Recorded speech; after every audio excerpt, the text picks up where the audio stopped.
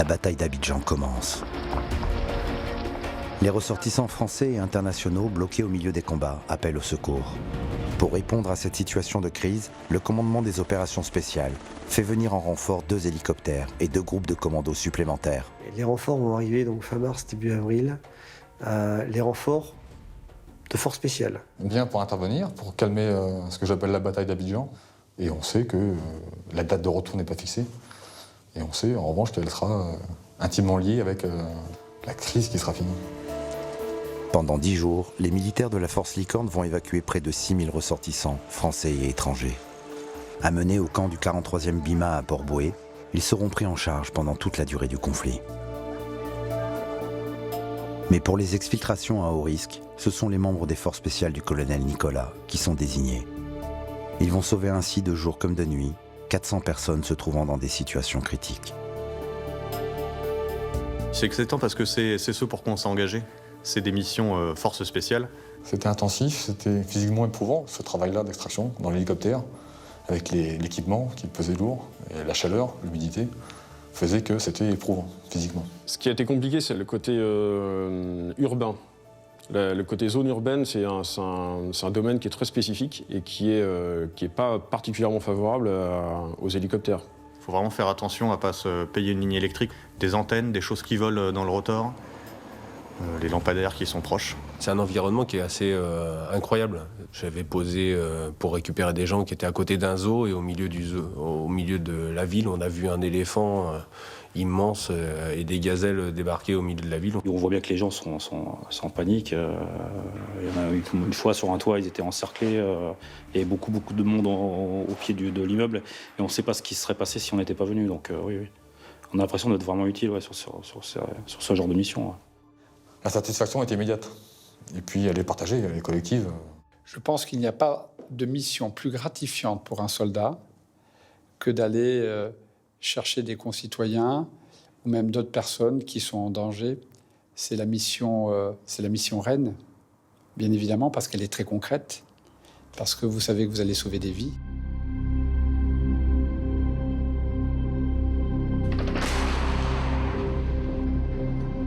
Cela fait maintenant plusieurs jours que la bataille d'Abidjan a commencé.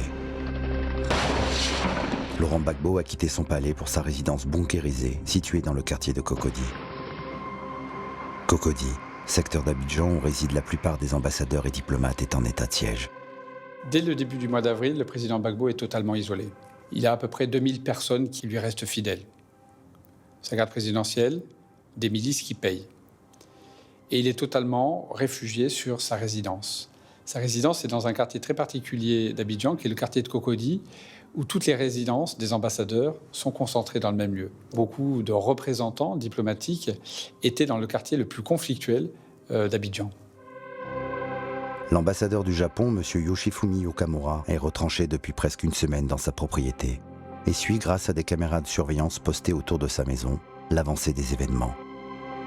Le 6 avril, l'ambassadeur du Japon va avoir une désagréable surprise. Dans la matinée, j'ai commencé à surveiller l'endroit avec les caméras de surveillance. Il y a quelque chose de bizarre. L'ambassadeur du Japon remarque alors un petit nombre de mercenaires amassés autour du portail d'entrée. Un des soldats ont porté comme ça lance-roquette. Moi, je fais comme ça. Voilà, c'est pas vrai. Et puis, mon écran a été brisé. Je me suis dit, donc ils sont entrés pour moi. Je ne sais pas, pour me tuer ou pour me kidnapper, je ne sais pas. Une fois le portail détruit, une dizaine de mercenaires entrent dans la propriété et tuent un des gardiens. Mais moi, je suis un diplomate japonais, je suis samouraï, donc il faut que j'agisse comme un samouraï. J'attends. Personne n'est venu devant moi. Et puis, tout d'un coup, un bruit énorme a commencé. L'ambassadeur du Japon entend au-dessus de sa tête des tirs de roquettes et de mortiers. Il réalise alors que les mercenaires utilisent le toit de sa résidence pour attaquer les alentours. C'est une terrible expérience. À n'importe quel moment, peut-être dans une minute ou deux, je serai mort. c'est le moment de tension. Après plusieurs heures de combat, le bruit des tirs disparaît. Mais les mercenaires ne sont pas partis, bien au contraire. Une fois le combat extérieur terminé, ils pénètrent dans la résidence. L'ambassadeur invite alors tous ses collaborateurs ivoiriens à venir se réfugier avec lui dans la pièce sécurisée. Nous étions 8, donc, dans la salle de sécurisée.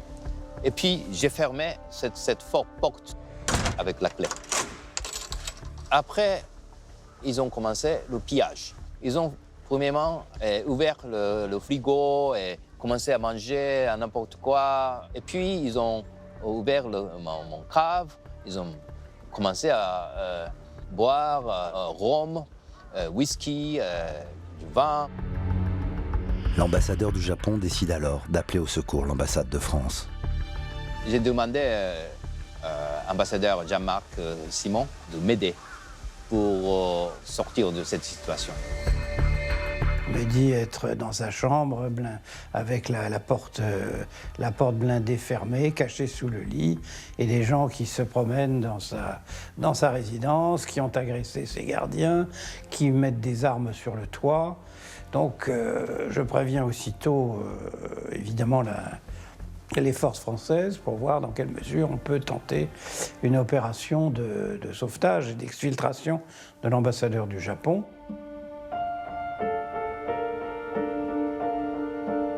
Une opération de force spéciale se met immédiatement en place pour aller secourir l'ambassadeur du Japon.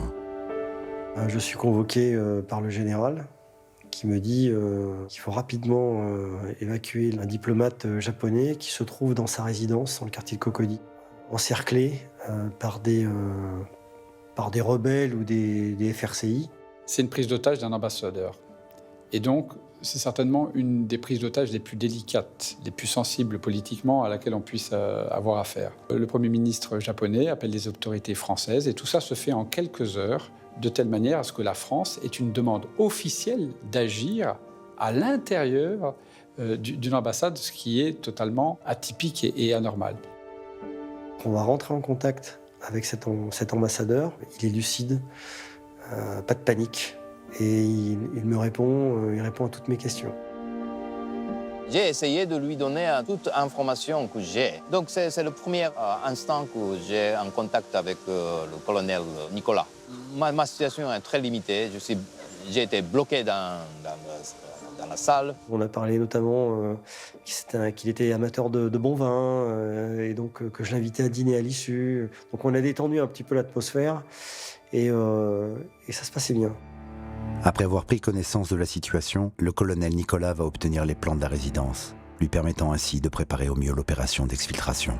C'est une vraie préparation de mission où on se renseigne le plus possible sur la géographie des lieux, donc les infrastructures, sur les accès pour pouvoir accéder à la résidence et éventuellement tous les itinéraires échappatoires pour en ressortir de toutes les façons possibles. On fait une petite maquette en 3D et puis on regarde les meilleurs endroits par satellite où l'infiltration est possible. La mission en soi n'est pas compliquée. Voilà. Ce qui est compliqué, c'est l'environnement. Le quartier des résidences, c'est un quartier qui est un quartier fermé, avec des grilles un peu partout. Chaque résidence d'ambassadeur est ceint de murs de béton de 2 mètres à 2,50 mètres de haut.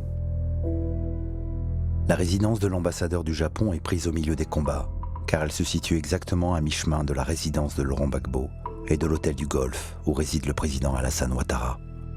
Et puis surtout, comme on est proche de la maison de Gbagbo, c'est là qu'il y a ses forces les plus acharnées, donc c'est un terrain risqué. On sait qu'en 10 minutes, tout peut basculer et se retrouver dans une situation où on est complètement débordé, avec une impossibilité de récupérer nos gens. Les commandos ont étudié toute la journée les différents modes d'action permettant d'évacuer l'ambassadeur. Ils décident alors de déposer 3 groupes commandos directement en hélicoptère à proximité de la résidence, avec pour les appuyer 2 hélicoptères Gazelle de combat. Nous sommes dans la journée, très difficile d'opérer dans ces conditions-là, puisque nous sommes à quelques centaines de mètres de la résidence de Gbagbo, il y a la garde présidentielle qui est là, et donc les risques sont très grands, à la fois pour nos forces et pour l'ambassadeur. Donc il décidait que l'opération aura lieu à la tombée de la nuit. C'est le moment d'attente. Attendre, coucher le soleil. L'ambassadeur du Japon et ses collaborateurs vivent de longues heures d'angoisse. Cachés dans leurs pièces sécurisées, ils se sentent seuls et vulnérables. Et puis, le colonel Nicolas m'a téléphoné en disant qu'ils allaient commencer cette opération. Mais l'opération ne débutera qu'à 1h du matin. Les forces spéciales attendent le moment le plus propice pour intervenir.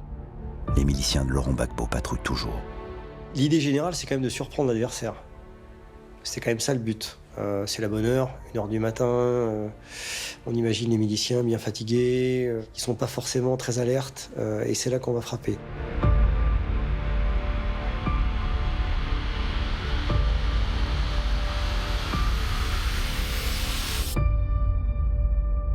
Je pense qu'on a une pression supplémentaire en se disant qu'on engage la responsabilité de son pays vis-à-vis d'un autre pays.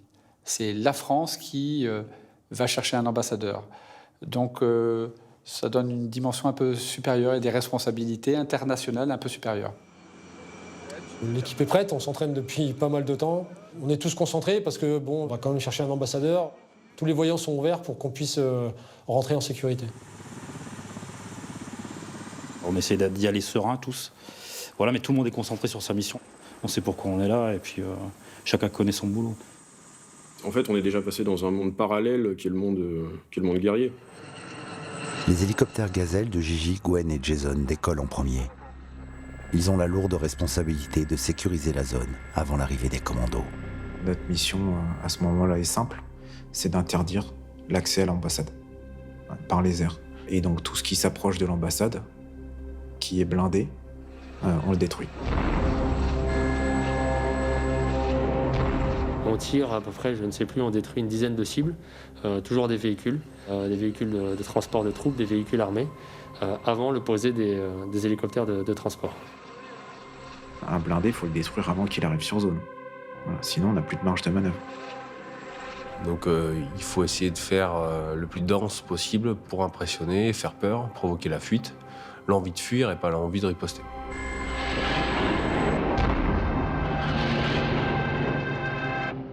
Avant de poser nos hommes, on s'assure, tant que possible, que la situation est la plus saine possible pour eux, de manière à ce qu'ils puissent évoluer un maximum en sécurité, si on peut parler de sécurité dans ce genre de situation. C'était nos yeux dehors la nuit, et c'est elle qui nous renseignait sur la présence des futurs adversaires. Et puis c'est au tour des 3 hélicoptères Cougar de décoller. À leur bord, les 36 commandos et les membres d'équipage restent silencieux et concentrés. Tous connaissent les enjeux de cette mission. Après 10 minutes de vol, Aldo et Lucas découvrent la rue où ils vont devoir déposer leur groupe. La principale difficulté, c'était d'arriver sur le bon itinéraire, bien axé comme il faut, et arriver donc au bon endroit pour faire la dépose conforme. Il y avait vraiment très peu de zones pour poser à proximité. C'était vraiment exigu. Il y avait soit un stade entouré d'immeubles, qui nous plaisait absolument pas. Et ensuite, il y avait un croisement de route qui permettait de déposer mon hélico. C'était une sorte de petit triangle d'herbe entre les lampadaires. Ça posait limite, mais ça posait. On sait qu'il y a quelques poteaux, mais on sait que ça devrait passer. On estime que ça va passer. L'entraînement fait que le gabarit de la machine, on l'a vraiment dans la tête, dans la limite du possible. Et là, on s'est dit, dès l'arrivée, on y va, on pose. Pour moi, ça pose. Et c'est ce que mon pilote a fait. Une fois le premier groupe déposé au sol, un second hélicoptère, celui de Matt, arrive pour déposer le groupe de Kevin. L'hélicoptère arrive au-dessus de la zone où il devait poser. C'est une petite rue assez droite, avec sur la droite des talus, et sur la gauche des arbres exotiques, donc des choses qui sont assez hautes. Ne disposant que de photos satellites, Matt est surpris en apercevant le relief du terrain qui ne lui permet pas de poser sa machine au sol. Trop d'arbres. En quelques secondes, les commandos vont devoir se reconfigurer pour descendre le long d'une corde. Malheureusement, pas de place ou trop peu de place pour poser. Donc on prend la décision de descendre en corde lisse. Et on s'est retrouvé à faire une corde lisse d'un peu plus de 10 mètres. Pour les gens qui savent ce que ça fait, ça chauffe les mains. Et surtout quand on est lourd, parce que l'hélicoptère n'a pas pu poser, gêné par un arbre.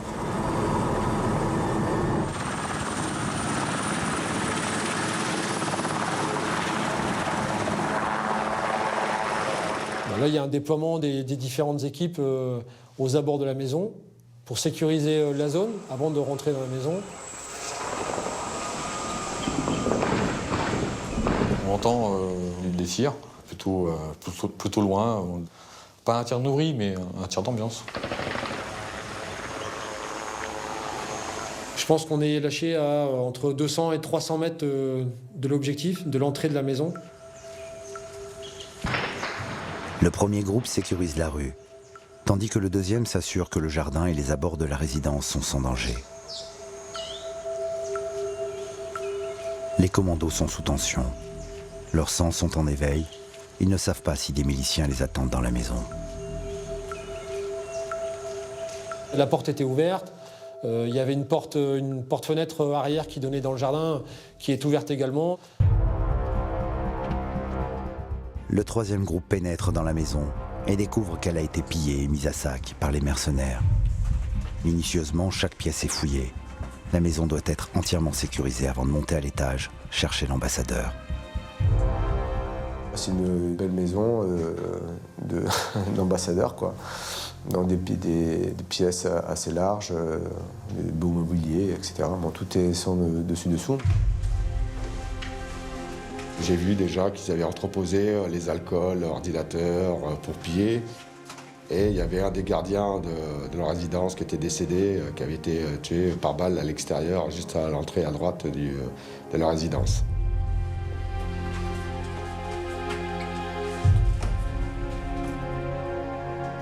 Les membres des forces spéciales sont arrivés à la résidence. Ils ont fait un petit check partout pour bien neutraliser la situation. Et puis finalement, ils sont montés à ma chambre. Les commandos découvrent que la maison est vide. Ils peuvent désormais libérer l'ambassadeur de sa pièce sécurisée. On monte au premier étage, on frappe à la porte, du moins on rentre en contact avec l'ambassadeur. Dans l'obscurité totale, nous avons entendu le bruit à l'intérieur de la résidence. Et les membres de force spéciale vont dire l'armée française est tapée 5 fois. Armée française. 5 coups, comme signe de reconnaissance. Et l'ambassadeur ouvre la porte. L'évacuation peut commencer. L'ambassadeur sort avec une partie de son personnel. Il n'a pas l'air stressé plus que ça, mais vraisemblablement très soulagé, oui.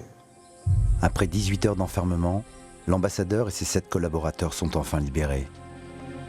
Et c'est sous haute protection qu'ils sont peu à peu exfiltrés de la résidence jusqu'aux hélicoptères.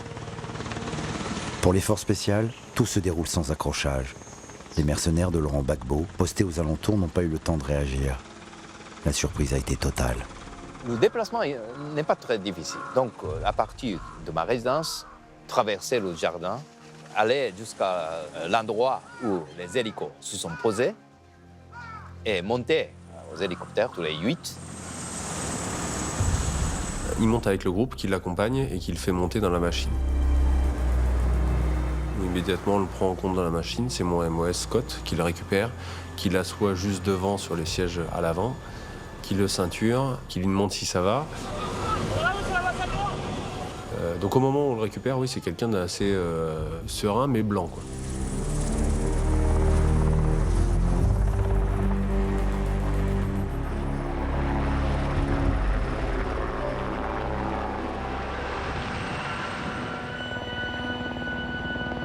L'hélicoptère de Matt emmène l'ambassadeur du Japon et ses collaborateurs au camp militaire de Port-Bouët. Pour eux, c'est la fin d'une journée longue et effrayante qui a mis leur nerfs à rude épreuve. À leur arrivée, le général Palacé et le colonel Nicolas sont présents pour les recevoir. Moi, je l'accueille à la sortie, je l'escorte tout de suite jusqu'à un endroit bien sécurisé. Son équipe est dirigée vers l'hôpital de campagne. Durant cette journée éprouvante, M. Yoshifumi Okamura n'a jamais perdu son sang-froid, bien au contraire. Je me souviens de le recevoir pour le féliciter de sa libération et j'ai le souvenir d'un homme rayonnant et se disant que cette journée avait été bien particulière pour lui. Finalement, Et je suis sauvé. Par la licorne, avec le travail professionnel, avec Hélico, et c'est bien posé, et avec le travail professionnel, ils ont bien sécurisé l'environnement, et puis comme ça, je suis arrivé. Merci. Je leur dis tout de suite le mot de remerciement. C'est l'armée française qui ont sauvé la vie de moi, l'a sauvé de vie de mes collègues, mais aussi sauvé l'honneur du Japon. Et moi, je passe un moment avec lui, on dîne ensemble, et de mémoire, on a arrosé ce dîner d'une bouteille de vin, une bonne bouteille, je crois. Il est exceptionnel qu'une opération de force spéciale se déroule exactement comme sur le plan, à la minute près. Tous les commandos le savent, alors l'euphorie de la réussite sera de courte durée.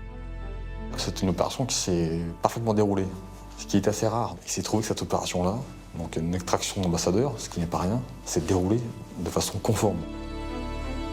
Il y a une euphorie, évidemment. Mission accomplie, on récupère la personne qu'on est venu chercher. Donc évidemment, on est ravis. On était content d'avoir fait ce genre de mission, c'est ce pour quoi on s'est engagé. Après, il faut se remettre dans la tête et pas s'arrêter sur celle-là, parce qu'il y en a d'autres qui vont se déclencher derrière, et si on se repose sur nos lauriers, ça va pas... Pour le coup, on va faire des choses beaucoup moins efficaces la fois d'après, quoi. On reste sur nos gardes, parce que ça peut repartir dans l'instant comme dans le reste de la journée.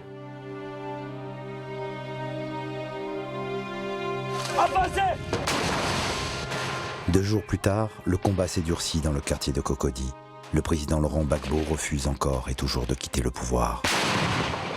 Les forces nouvelles d'Alassane Ouattara se livrent désormais à des combats acharnés contre les hommes de Laurent Gbagbo afin de le déloger de sa résidence. Les victimes sont nombreuses. C'est dans ce contexte que le général Palacé reconvoque le colonel Nicolas. Il lui confie une nouvelle mission qui consiste cette fois à évacuer un diplomate anglais et 2 de ses collaborateurs pris au piège. 2 jours après, la situation reste toujours très confuse. Beaucoup de tirs, beaucoup de personnes prises à partie dans le quartier de Cocody. Et là, c'est le tour du chargé d'affaires britannique à être pris à partie et à être inquiété. Et il nous est demandé d'aller le chercher. Il est déjà tard. Vu les détails qu'on a, on donne vraiment quelques heures pour agir. Vu les détails qu'on a, ça va être très compliqué. Très compliqué, car il y a un principe chez les forces spéciales, c'est de ne jamais faire 2 fois la même mission. Or, la résidence du diplomate britannique est collée à celle de l'ambassadeur du Japon. Nous sommes assez dubitatifs parce qu'on sait très bien qu'il va falloir répéter le même mode d'action dans un lieu assez semblable. Et donc, on s'interroge sur ce que l'on peut faire, parce que nous n'aurons plus d'effet de surprise. Depuis l'extraction de l'ambassadeur du Japon, la présence des miliciens de Laurent Gbagbo s'est considérablement renforcée. Une partie d'entre eux a même repris position sur la résidence de l'ambassadeur du Japon. On peut rencontrer du monde. 5, 10, 15, 20, après c'est compliqué à se dire combien de personnes on va retrouver face à nous. Maintenant, c'est une vraie fourmilière. On n'est plus dans la situation d'il y a 2 jours. Ça va être beaucoup plus compliqué pour agir. Au camp militaire de Port-Bouët, tout le monde travaille d'arrache-pied. Armée conventionnelle et forces spéciales cherchent ensemble le meilleur moyen de sauver ce diplomate anglais.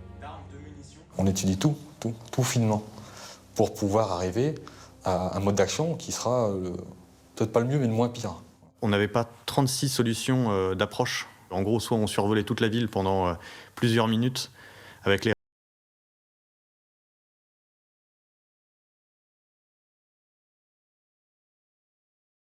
Fois au même endroit. On a beau retourner le problème dans tous les sens, on ne trouve pas d'autre moyen, sinon que de refaire la même chose. Le dispositif qu'on a choisi pour cette deuxième opération, on l'a densifié, on l'a renforcé, 3 groupes à terre et un 4e groupe en réserve.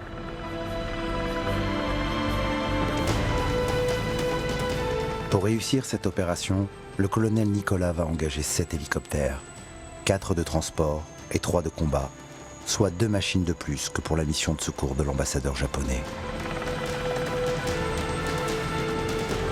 Mais malgré ce renfort, les membres des forces spéciales ont conscience que la mission qu'ils se préparent à vivre est périlleuse et sans aucune marge de manœuvre. On sait que la situation est beaucoup plus délicate.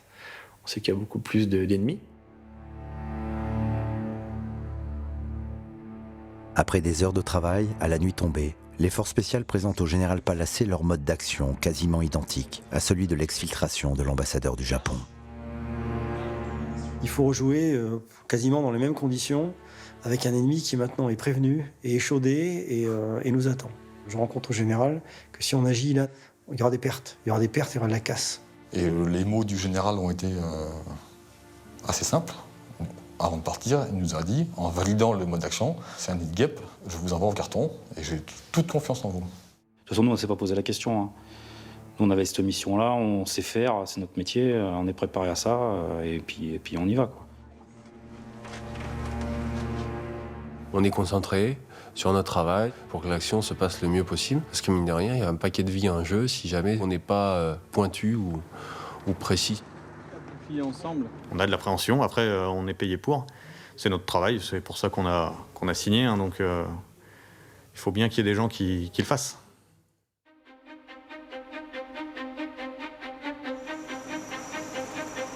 Cette nuit-là, la chaleur est suffocante. Sur le tarmac, le thermomètre affiche 33 degrés. Les 4 groupes de commandos prennent place calmement dans leur hélicoptère. Concentrés, tout le monde attend le feu vert pour décoller. Comme à leur habitude, ce sont les gazelles qui ouvrent le bal. Elles vont être les premières à découvrir les forces en présence sur la zone où les commandos vont intervenir.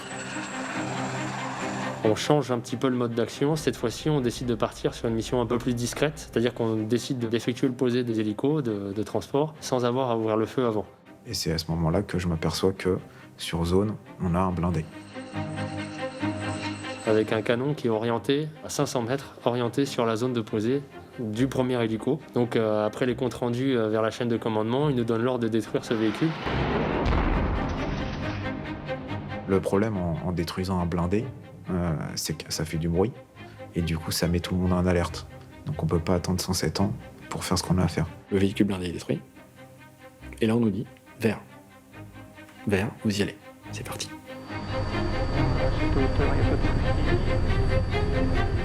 Aldo et Martin sont aux commandes des 2 premiers hélicoptères à se rendre au secours du diplomate anglais. Et malgré le comité d'accueil, pas question de faire marche arrière. On arrive donc sur notre dernier virage, on va dire. On voit le boulevard bien illuminé, je vois les crépitements du véhicule qui est en train de brûler. Et c'est là qu'on entend les tic, tic, tic, tic, tic. Les tic-tic-tic, c'est le bruit des balles qui frappent la carlingue. Dévoilés par la destruction du blindé, les hélicoptères sont pris à partie par les miliciens dissimulés dans tout le quartier. Je fais mon dernier virage, je maxe, je viens poser ma machine. Je dépose mon groupe. Là, je m'adresse à Lucas, je lui dis, je sais pas ce que t'en penses, mais là, ça sent pas bon. On s'y attendait, on était plus ou moins préparés à être attendus là-bas. On descend de l'hélicoptère, on se met en 360.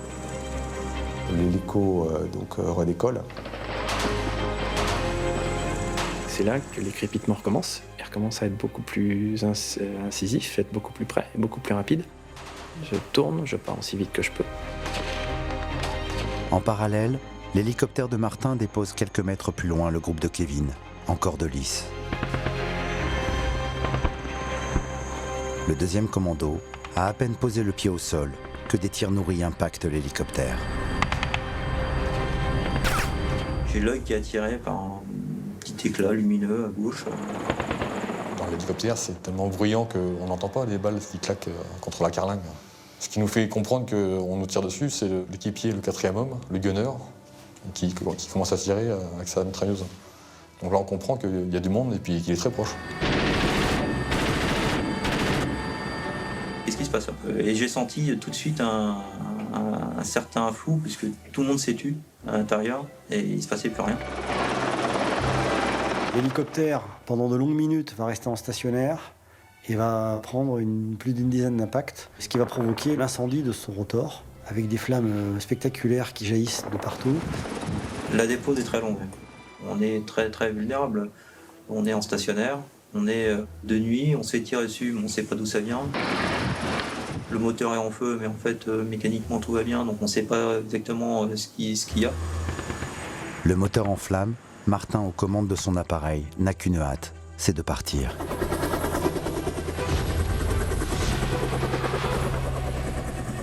Mais il va rester là, en stationnaire, pendant de longues secondes, sous le feu ennemi, à attendre que tous les commandos aient fini de descendre. Pas question pour lui de laisser à terre 2 hommes seuls. Une fois les 2 groupes déposés, les 24 commandos se font immédiatement tirer dessus. Alors, ensemble, ils se mettent à l'abri des coups. Je me souviens de lever la tête et voir l'hélicoptère qui prenait les impacts. Et je me souviens de voir des flammes d'1 mètre, 2 mètres qui sortaient de la turbine. Et j'avais l'intime conviction que l'hélicoptère allait tomber. On a eu une pensée particulière, je pense, pour le pilote à ce moment-là. Malgré la situation qui est en crise au sol, moi je me suis plus inquiété pour le pilote qui devait repartir que pour mon cas personnel. Donc là, le pilote était très fort sur ce manœuvre-là, puisqu'il a quand même maintenu sa machine alors que ça tirait de partout, et a permis au groupe de pouvoir descendre au complet. Pour moi, c'est inconcevable de laisser 2 commandos tout seuls sans le reste de son groupe. Donc j'ai fait par priorité. Le stress, en fait, il vient après, une fois qu'on a quitté la zone. Martin et ses coéquipiers concentrent toute leur énergie à faire voler leur hélicoptère en feu jusqu'au camp de Port-Bouët.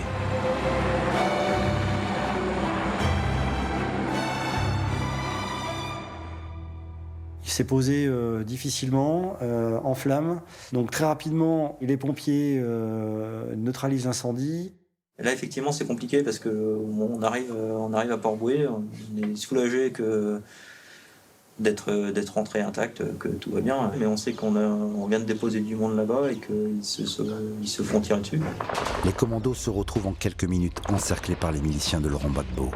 Ils sont des centaines à converger vers leur position. Alors, ordre est donné aux 2 autres hélicoptères de ne pas déposer leurs hommes. On a un groupe à bord qui attend d'intervenir. Ils ne savent pas s'ils vont être déposés ou pas. Moi, je comprends que ça se passe vraiment mal au sol avec les commandos. Ils annulent la 2e dépose. C'est trop risqué de ramener les 2 autres hélicos sur la même zone. Donc là, rapidement, on nous demande de rentrer. On annule la mission, puisqu'on est décelé. C'est-à-dire qu'on nous attend à l'arrivée.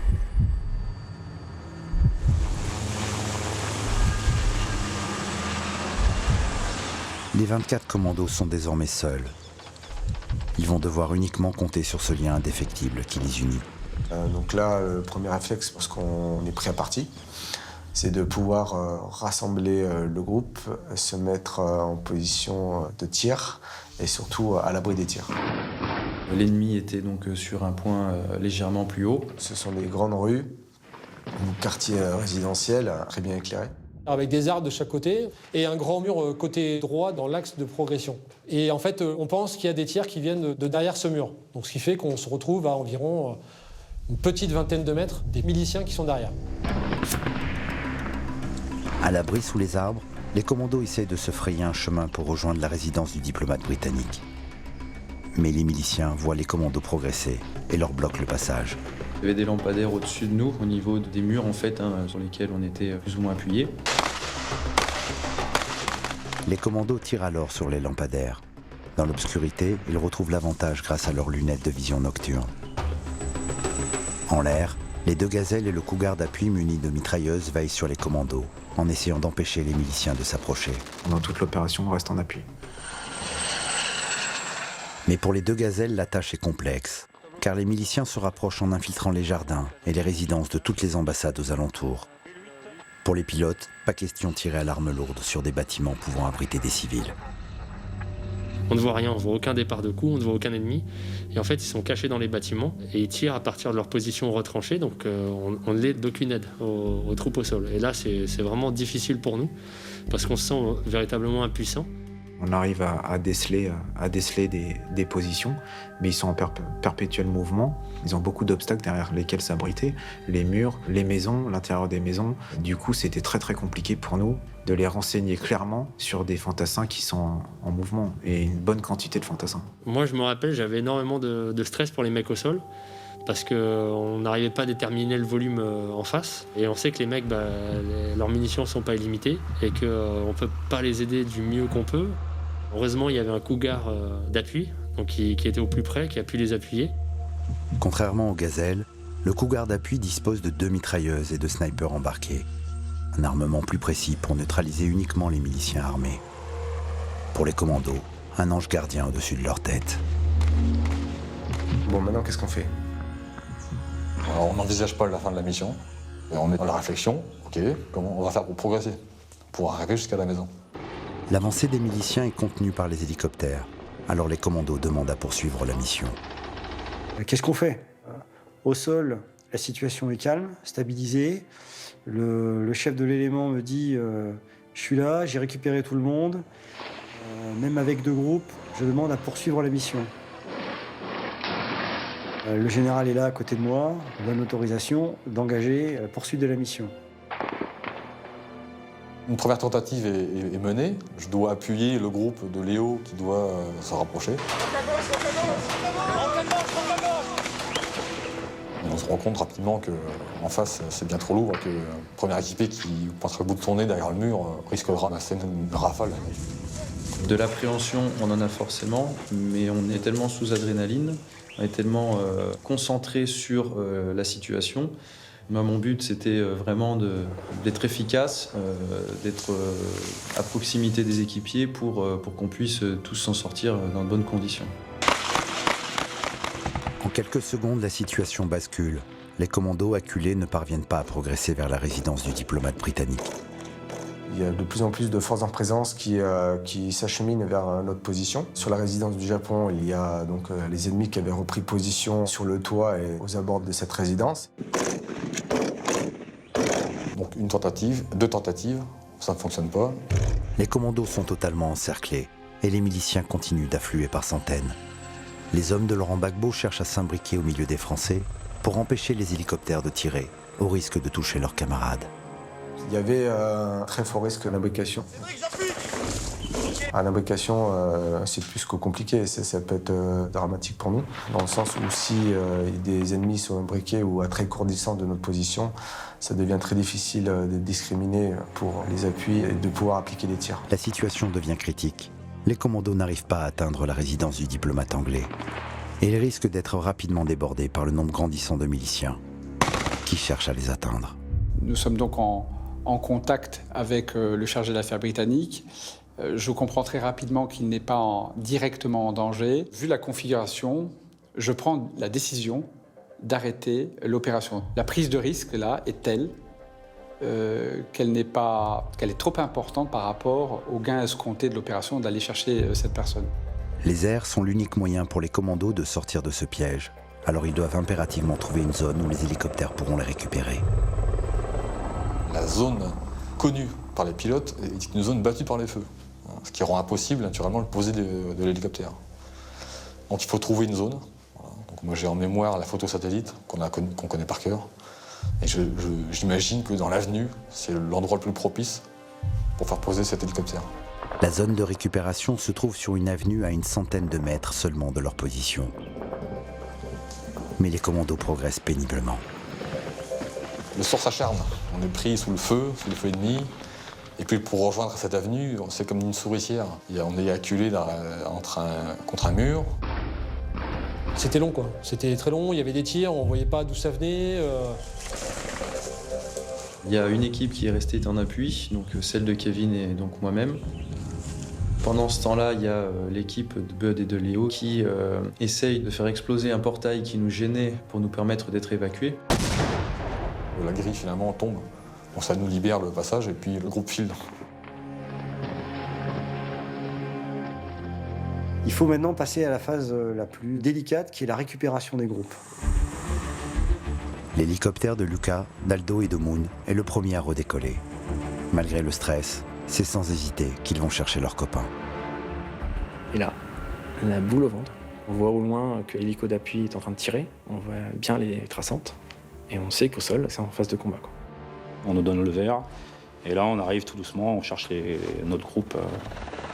J'arrive au plus bas possible. Et le but, c'est comme si vous aviez un couloir rempli de lumière et que vous vouliez aller vous mettre à l'abri de l'autre côté, quoi. C'est-à-dire que j'ai l'impression de sauter par-dessus le boulevard avec l'hélicoptère pour me mettre au niveau de l'ombre, histoire de ne pas être vu. Et là, c'est compliqué parce qu'on les voit pas. Donc il fait nuit, mais les lampadaires sont allumés. Donc on ne savait pas si vous devez mettre les givens. On se dit, Ils sont où? Ils sont là? Ils sont pas là? Ils vont nous voir? On arrive doucement. Enfin, j'arrive au plus doucement que je peux. Donc là, je fais ils sont à gauche. Donc le pilote botte. En attendant l'arrivée de l'hélicoptère de Lucas, le groupe de Léo s'est caché dans un fossé, à l'abri des tirs. Le premier hélicoptère donc, se présente au plus près du groupe pour le récupérer, oui. On les voit, ils sont plaqués contre le mur, ils sont mis à l'abri, et donc là, on se dit, il va falloir y aller, on voit qu'il y a des lampadaires. Il n'y a pas que des lampadaires, il y a une espèce de poteau aussi qui est à mi-chemin entre les lampadaires, il y a de la pente, il y a une espèce de terre-plein central, il y a des arbres partout autour. Le souci, c'est qu'on était au milieu des lampadaires, la route était en désert, et entre chaque lampadaire, il y avait une sorte de pylône qui faisait plusieurs mètres de hauteur et qui était pile poil sous notre rotor. La distance entre chaque réverbère est de 18 mètres. Or, l'envergure des pales de l'hélicoptère est de 16 mètres. Un atterrissage qui tient dans un mouchoir de poche. Alors on se dit, ça va rentrer, ça va pas rentrer, ça rentrera pas. Pour moi, ça pose. Le pilote, il est pas super sûr, mais il dit voilà, pour moi ça pose, la machine elle pose. Le quatrième homme derrière il dit oui, pour moi ça pose. C'est là que c'est important aussi la symbiose, l'entraînement et la communication, et puis la symbiose au sein de l'équipage. Ça, c'est super important. Parce qu'ils savent qu'ils peuvent me faire confiance. Si je dis c'est 50 cm, c'est 50 cm, c'est pas 1 mètre. Ah, et lui, il va aller de 50 cm. Donc le quatrième homme nous guide. On est à 45 degrés, 3/4 du boulevard, on va dire en diagonale du boulevard. Je commence à faire descendre la machine. On descend. Ça nous tire dessus sur la gauche de l'appareil. Le gunner, il doit nous faire le guidage et répliquer. Là, on pense pas au tir. On pense pas qu'il y a des gens qui nous tirent dessus, sinon on reste au fond de la soute. Il y a quand même des collègues ou des potes ou des amis au sol. On va les chercher de toute façon. Nous, c'est un petit peu le syndrome du Saint-Bernard. Hein. C'est un peu la même chose en fait. On peut poser que 2 roues sur 3.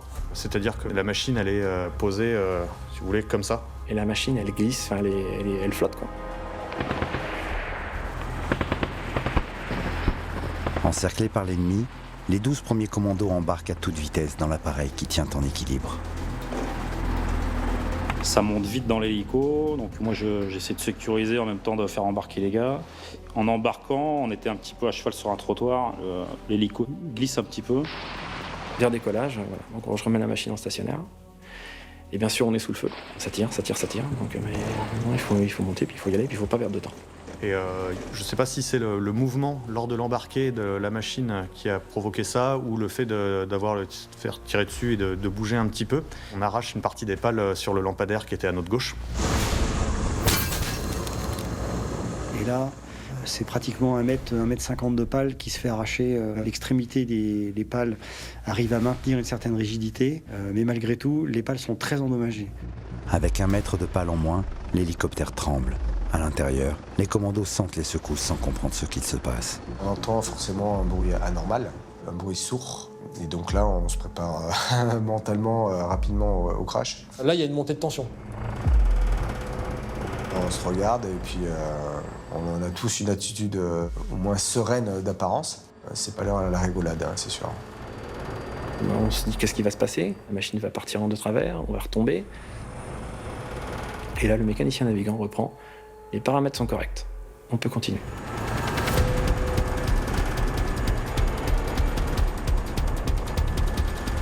Je repars avec une machine qui est complètement tremblante. Et donc à ce moment-là, moi j'ai l'impression, pour moi au fond de moi, d'être tellement à ce que je fais. Je suis pas capable de prendre une décision correcte. Heureusement, il y a Lucas, et c'est Lucas, bien sûr, c'est son travail, c'est son hélicoptère, c'est lui qui prend la décision. J'ai pris la décision d'aller poser sur un point qui était Golf Hotel, un endroit où il y avait tous les représentants, qui était, je sais pas, à 1,5 km à vol d'oiseau. Le Golf Hotel, l'hôtel occupé par Alassane Ouattara et les casques bleus, est une zone sécurisée. Pour Lucas, c'est l'endroit idéal pour un atterrissage forcé. Mais faut-il encore pouvoir y parvenir ?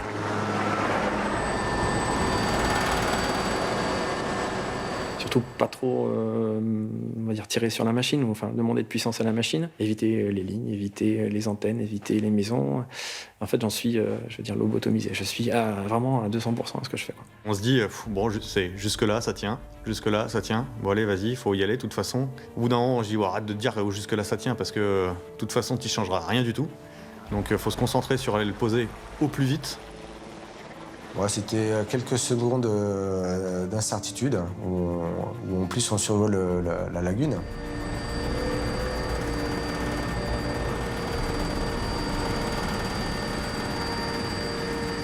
Se dire, si là, ça pète, on est au-dessus de l'eau, là, ce sera encore beaucoup plus merdique que si on était au-dessus de la terre. En 2009, au Gabon, des membres des forces spéciales sont morts lors d'un crash d'hélicoptère en mer. Les commandos se sont noyés, leurs boots restant accrochés à l'appareil. Un accident tragique, encore vif dans leur mémoire. Pour ma part, j'ai enlevé mon boot et j'ai commencé à dégrafer mon gilet pare-balles pour anticiper, si on peut anticiper, un crash dans la lagune. Je m'étais mis dans la tête, ok, si on tombe dans l'eau, j'avais préparé mon mousqueton de sécurité puisqu'on est accroché dans l'hélico. Je le touche 3-4 fois et je sais comment lâcher mes affaires. À l'intérieur de la cabine, la tension monte. J'avais un peu de peur, je l'avoue, on ne sait pas où on va, mais on fait totalement confiance au pilote qui était avec nous.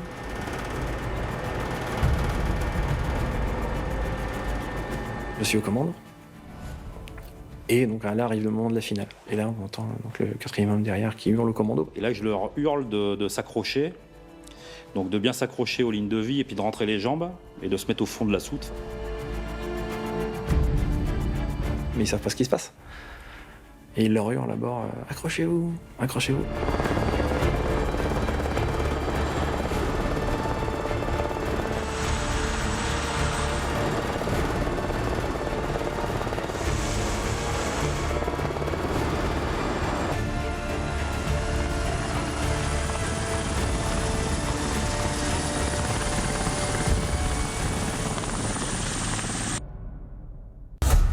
Si le premier groupe est désormais sain et sauf, le second, lui, est toujours au cœur des combats.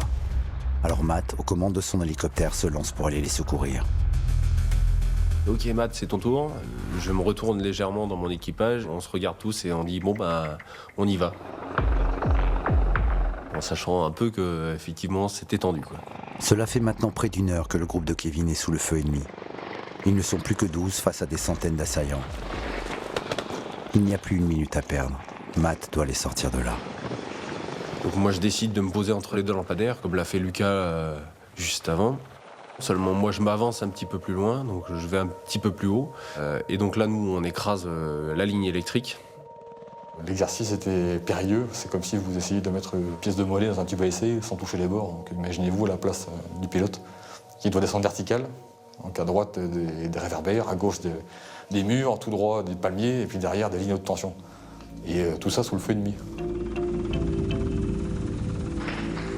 On arrive à se poser sans dommage sur le terre-plein central.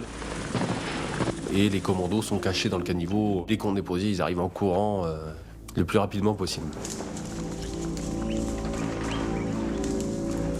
De mémoire, on doit être au dernier groupe à partir. On compte un par un, ma hantise, c'est toujours oublier quelqu'un. Et on compte toujours avant de monter à bord. Si tout le monde est là, et puis une fois qu'on est à bord, je remets mon destin entre les mains du pilote. Ils embarquent, tout se passe bien, et là effectivement, en haut de la rue, on voit des centaines d'hommes cachés à droite, à gauche, des armes à feu, et qui sont en train de tirer, de bouger, d'aller de droite à gauche. Et effectivement, on voit qu'il y a beaucoup de monde, quoi. Les miliciens ne sont plus qu'à quelques mètres d'eux. Matt doit redécoller au plus vite. Seulement l'hélicoptère est piégé sous les branches qui se sont refermées après son passage. De plus, avec le poids des commandos, la machine est de moins en moins maniable. On est 10 commandos à 100 kg, 1 tonne en plus, donc il n'y a pas que le poser qui est compliqué, il y a aussi redécoller. Et on traîne pas, on redécolle aussitôt. Et en essayant d'éviter cette canopée et de me faufiler en travers les branches, je touche un peu une partie du grand mur qui était sur ma droite. Et en plus, je prends les arbres au décollage, donc je passe à travers les arbres. Donc j'arrache environ 50 cm au bout de ma pale, ce qui ne nécessite pas un posé immédiat ou un posé d'urgence à proximité. L'hélicoptère est moins endommagé que celui d'Aldo. Alors Matt tente d'aller jusqu'au camp de Port-Bouët. Mais l'appareil vibre de partout. En gros, le bruit des pales était particulier. Ça faisait un petit peu cette sensation de vol, si vous voulez, avec des petits à-coups vers le bas. Donc on avait tous la main sur le gilet pour pouvoir dégrafer si jamais on devait amérir dans la lagune et puis pouvoir essayer de nager sans couler à pic. Là, effectivement, avec des dommages sur les pales aussi importants, la machine se comporte un peu comme une machine à laver en version essorage, quoi. Donc ça tremble, ça secoue un peu dedans, néanmoins ça vole. Dans la cabine de l'hélicoptère, pour moi, je pense que pour le groupe, on était sortis d'affaires. Moi, je suis apaisé. Apaisé parce que pour moi, ils sont certainement plus en sécurité dans l'hélico qui est fatigué qu'au sol à prendre la foudre. Nos vies sont entre leurs mains, très clairement, oui. Je veux dire, moi, le pilote, je me suis jamais posé la question de savoir si je pouvais lui faire confiance ou non. Vous êtes entre les mains d'un camarade qui maîtrise parfaitement son hélico, donc il n'y a pas de raison de s'inquiéter. Mais pour Matt, aux commandes d'une machine folle, l'action est loin d'être terminée. Il a une seule obsession, ramener tout le monde à bon port. Le stress est tellement présent, tellement important que vous n'êtes plus en mesure de réfléchir trop, vous vous concentrez à une seule tâche et vous gérez cette tâche, point barre. Pendant que Matt se débat avec sa machine, le dernier hélicoptère, le Cougar d'appui, est lui aussi pris pour cible et va subir de lourds dommages. C'est le 4e hélicoptère à être touché ce soir-là. Le commandant, lui, a senti une balle lui passer au ras des moustaches et une petite balle de rien du tout qui est venue se ficher dans un conduit hydraulique et qui a bloqué les commandes. Le pilote et son chef de bord vont se mettre à deux sur les commandes et de toute leur force vont réussir à traîner l'hélicoptère jusqu'à Golf Hotel où ils vont se cracher à leur tour. L'hélicoptère se pose lourdement au Golf Hotel, juste à côté de celui de Lucas et d'Aldo. Heureusement, tout le monde en sort indemne. De son côté, après 10 minutes de trajet sous haute tension, Matt parvient à poser son appareil à Port-Bouët. Je me souviens descendre de la machine, je regarde les pales, je me souviens dire bon bah on a cassé un gros bout mais la machine est quand même pas trop abîmée. Et là, vous vous rendez compte de ce qui s'est passé, vous vous rendez compte des dommages que vous avez. Et vous dites que non seulement vous l'avez échappé belle, mais enfin voilà, il y a tellement de choses qui se passent en vous à ce moment-là, vous vous décomposez, quoi. Entre nous, on souffle. On remercie le pilote, on le remercie de nous avoir posé sains et saufs. Parce qu'ils ne se sont pas posés de questions au final, ils ont analysé le risque, il fallait venir chercher un groupe, ils sont venus.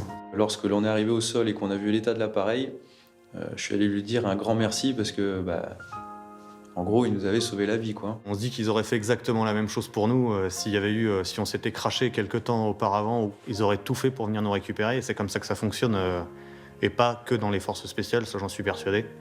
On fera tout pour aller récupérer son pote, ça c'est clair. Ils sont remarquables. Je les adore. C'est mes préférés. Ah, ils sont très forts, oui. Oui, parce que ça arrive pas tous les jours de perdre 50 cm d'une branche d'hélico, quoi. Et là, on entend merci, merci, merci, et tous les commandos viennent nous faire la bise. Nous, on est tellement sur ce qu'on a vécu, ce qu'on vient de vivre, qu'on a peut-être un peu plus de temps, moi un peu plus de temps à comprendre que ce qu'ils ont vécu.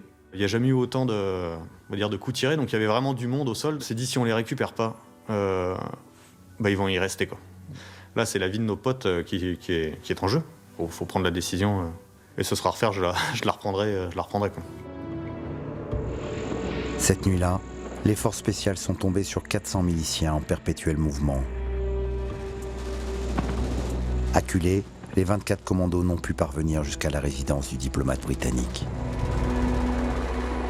Mais malgré cela, les dégâts causés par les hélicoptères d'appui ont définitivement brisé l'armée du président Laurent Gbagbo.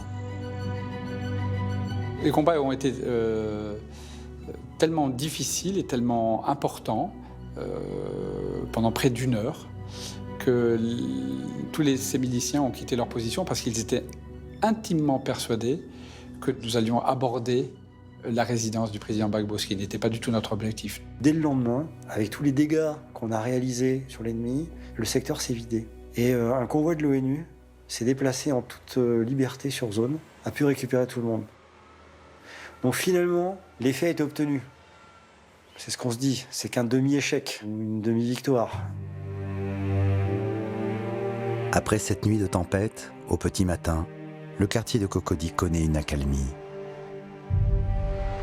Le diplomate britannique ainsi qu'une dizaine d'ambassadeurs vont être simplement évacués par convoi et traverser la ville d'Abidjan, une capitale fantôme. 48 heures plus tard, le 11 avril 2011, les forces nouvelles d'Alassane Ouattara arrêtent Laurent Gbagbo et tous les membres de sa famille, mettant ainsi fin à 6 mois de guerre civile.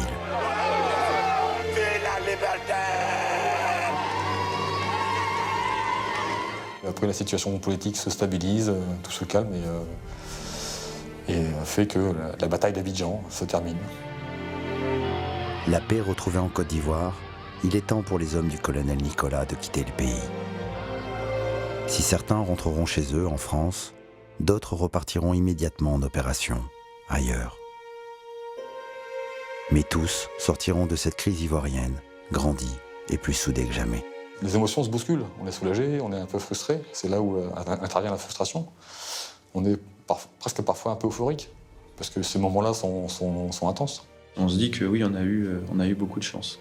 Ça aurait pu être beaucoup plus grave. Ça aurait pu être beaucoup plus grave. On a réussi à limiter la casse dans le feu de l'action.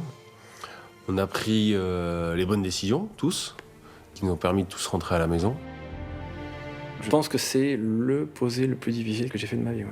C'est quelque chose qui restera gravé entre nous, quoi. De toutes les missions que j'ai pu faire, c'est celle qui m'a marqué le plus. Après, je pense qu'il faut rester humble sur ce qu'on est capable effectivement de faire dans le futur. La chance, c'est un paramètre qu'on est obligé de prendre en compte. Parce que il suffisait de pas grand-chose. Il suffisait de pas grand-chose, un petit grain de sable pour que ça se passe de façon dramatique. Quand on fait le film des événements, on se dit qu'on a eu énormément de chance. On a eu énormément de chance. La réussite 2 jours avant et l'insuccès 2 jours après. Ça s'est joué peut-être à pas grand-chose.